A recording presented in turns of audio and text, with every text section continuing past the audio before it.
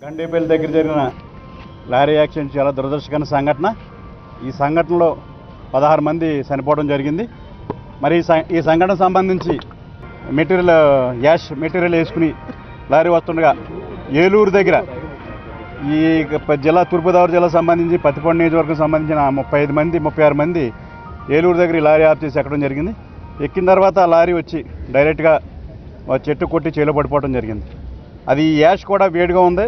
దాని మీద అందులో పడిన అందరూ కూడా ఊపిరి జలపగా మరి 16 మంది చనిపోయారు. మిగిలిన వారు బయటకు రావడం జరిగింది. 9 హాస్పిటల్లో ఉన్నారు.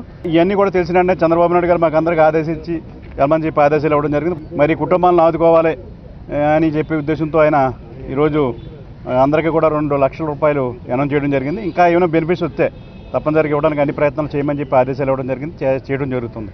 రెండో విషయం వచ్చి వీళ్ళందరికీ కూడా హౌస్ సైడ్స్ ఇమ్మని కూడా చెప్పడం జరిగింది. హౌస్ సైడ్స్ కూడా ఇవ్వడం జరుగుతుంది. అలాగే హాస్పిటల్లో ఉన్న వాళ్ళు ప్రతి ఒక్కరికి కూడా ట్రీట్మెంట్ ఫ్రీగా చేయించి వారికి ఒక 25,000 రూపాయలు ఇవ్వాలని చెప్పి ఆదేశాలు ఇచ్చారు. అది కూడా తొందరలోనే ఇవ్వడం జరుగుతుంది.